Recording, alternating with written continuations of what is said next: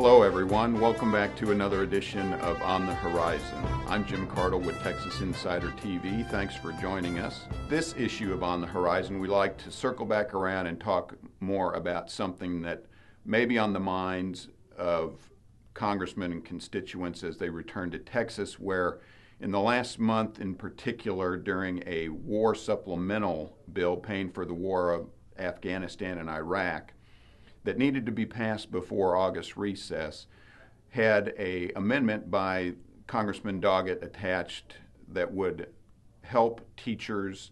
It was known as a teacher retention bill, sugar-coated some thought to be a payback for teacher unions' help during the last campaign. The negative effects are still being resolved, but here in Texas, we are glad to be joined today by State Senator Florence Shapiro of the Dallas-Plano area, who is chairman of the Senate Education Committee. And Senator Shapiro, we'd like to ask you a question or two remote. Thanks for joining us from your home up in Dallas. And first of all, Senator, tell us, Congressman Doggett attached an education bill to a war supplemental in the war funding bill. And we've got runs here from the Texas Education Agency showing that it's going to actually cost the majority of congressional districts, the majority of ISDs across the state. There's 18 pages of that. We've got a 30-page rundown of per congressional district, but Congressman Doggett inserted this with the help of Congressman Chet Edwards up in Waco. And you subsequently sent a letter dated July 9th that you began by saying, "It was with utter shock and amazement that I witnessed your involvement in brazen actions." You obviously have a different opinion of what he was attempting to do. So tell us what, in your opinion, would have been gained or lost had this bill not been stripped out subsequently in the Senate bill, Senator. Well, there's so much that I could tell you, but let's start with the fact that Texas was singled out in the Doggett Amendment. Every other state in the United States was given one set of issues, and Texas was singled out. It was absolutely incredible to me that our own Texas congressional delegation, the Democrat side, would separate us from everybody else. It was one of those issues that was unconstitutional. They said that we had to jump through incredible hoops in order to be able to get this money, even if we could get the money, which of course was a $10 billion education piece on a war appropriations bill. Hence the reason that the Senate rejected the whole thing. But the issue for us in Texas, we're always anticipating that the federal government is going to try to single out the state of Texas. We've seen it time and time again, and this was one more opportunity. We expect it from the insiders in Washington. We don't expect it from our own Texans. The ultimate end to that amendment would have actually been punishing the children and the school children and the teachers in the state of Texas. Well, Senator, you mentioned there your letter and the idea of asking Attorney General Greg Abbott for a legal opinion to the constitutionality of this whole idea of federal funds flowing through a state agency by a predetermined mathematical equation that essentially doesn't give the state any control. So you're thinking about, or you had the idea to ask the Attorney General for an opinion. Tell us what exactly is the issue here in your mind? Well, it is not in the Constitution anywhere, and I would think not in any state, to bind future legislatures. And the amendment itself specifically said that the governor of Texas needed to send a letter to the Department of Education and say that he would not spend any less money over the next 3-year period than he is spending last year, which of course, the governor of Texas does not do the budget. He certainly does not approve the budget, so that's unconstitutional. And it would mean that he would have to say he was going to bind future legislatures, which is also unconstitutional. So none of that could have possibly taken place, and it was being done under the auspices of separating the state of Texas from any other place. To me, This was as much a partisan political issue as anything that I've seen happen in Washington in a very long time. Senator, following your letter, there's been a little more media attention, but frankly, it's been scarce and none across the state. The Fort Worth Star-Telegram did at one point editorialize, I think said the best explanation for the congressman's behavior may be that they sought to embarrass the governor during this election year. What are you hearing from your constituents, and what are your impressions as to the amount of coverage that this issue has gotten? Is it typical of what happens in Washington, D.C., and may slide in under the dark of night? Well, the only medium that I've seen this story in, of course, is the Fort Worth Star-Telegram and Texas Insider and the blogosphere. I think what we're seeing is that people are starting to understand the ramifications of what this amendment would have done to not only the school children of Texas, but to the teachers of Texas. It would have really put a dampening spirit on what we do. As I mentioned, I can expect this in other situations. This is not the end of what we're seeing. I think it's very interesting to note that there are many that are looking at what Congress is doing at this moment in time. They are in a mode to bring as many activities as they can bring to the forefront. They're losing the hearts and minds of the people of the United States. And so their rapid fire on some of these issues is going to cause a lot of heartache on a lot of other issues. We only have to look at the EPA regulations, where we have had a flexible EPA program in place for 16 years, and now they're coming down on Texas and telling us that it is invalid and we can't utilize it anymore. The end result is better than what they asked from us, but they don't like the methodology that we've used for 16 years. The idea that we are sitting on a race for the top, a potload of money, bribe as I like to call it, for every state to try to fight to get this money, you have to change all of your core curriculum standards. We like the core curriculum standards we have in Texas, thank you very much. And the government, local government and closest to the people is the one that does that best. Not the top down, but our state making those decisions for ourselves.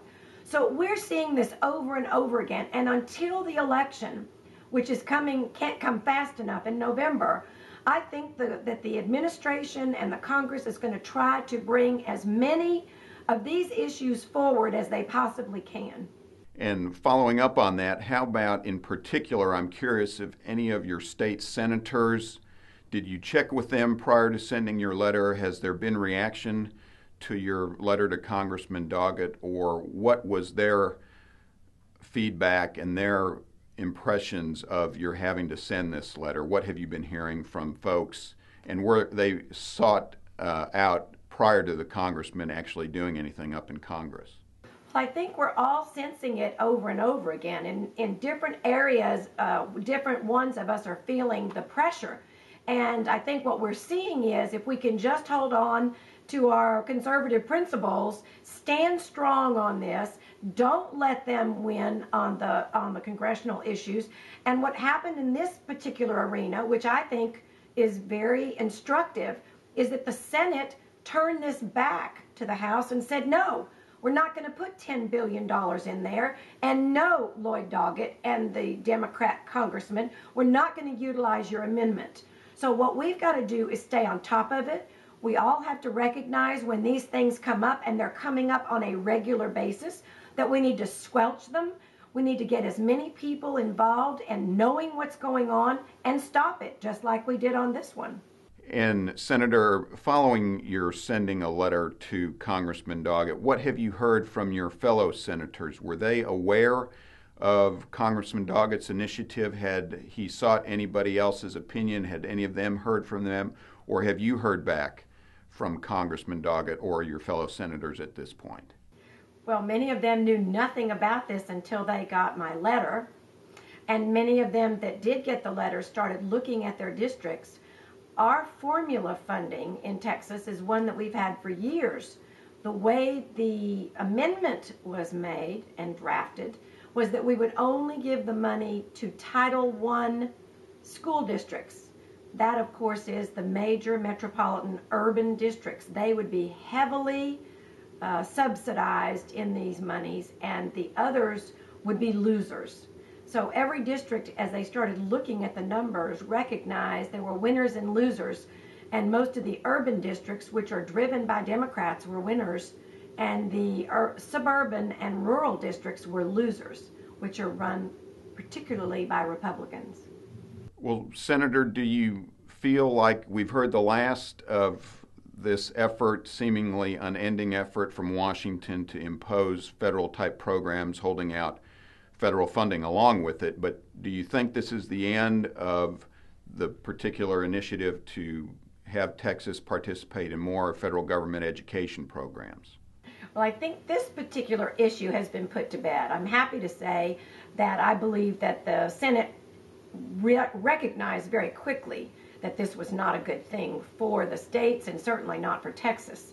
But I don't think that the issue of top-down approach of government coming into the states and dictating egregious acts in order for us to get money from them, I don't think that's over. I think we're going to see a lot more of that before the November election, and I'm hopeful that after the November election we will have changed the dynamics in the United States House and in the United States Senate so that we'll start seeing that we're giving back our freedoms as a state rather than the top-down approach of the federal government telling the states what to do.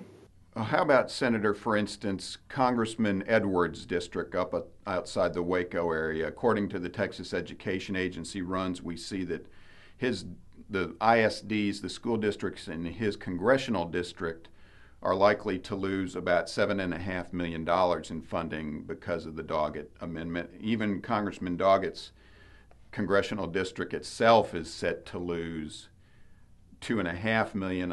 I believe I'm correct in saying the TEA has projected that 850 school districts out of the 1,100 school districts in the state will in fact lose funding under this amendment that's supposedly going to be helping Texas school districts. Have you heard of any of your fellow senators that have been consulted or were aware of this prior to the initiative up in Washington? Some of the examples, I think, are the issue of race to the top. We have been saying all along that our core curriculum is the way the state wants it, the way the locals want it, and we don't need Washington telling us what our curriculum should be. They're overreaching, and they're trying to bring national standards to Texas. That's unacceptable and incomprehensible. We have come to find, and this was done just the other day, the Fordham Institute looked at our English language skills and said we had an A as compared to the Common Core of the Race to the Top. We're working on our math. We haven't done it in 4 or 5 years. It will be an A as well when they come back, and after we finished it, we're doing it this year. We don't need the federal government coming into Texas and telling us what we know and what we need to do best. This is another example of the interference that the federal government has, and there's strings attached to all of it. And the strings that are attached were not worth it to the state of Texas. Well, Senator, that's a very good point. That and your previous comments we very much appreciate. Thank you for joining us today as Chairman of the Senate Education Committee. I would also, in closing, want to add a comment of Governor Perry back about 6 months ago when the Race to the Top program was being initiated. His comment, something along the line saying that you may want to look to gift horse in the mouth because after all it could be a nag. So your comments seem appropriate here, and thank you for your leadership in protecting Texas state rights. But folks, appreciate your time as well. We hope you'll come back and join us for On the Horizon, where you'll hear things first. And as always, remember you're either an insider or you're not. I'm Jim Cardle. Appreciate you joining us.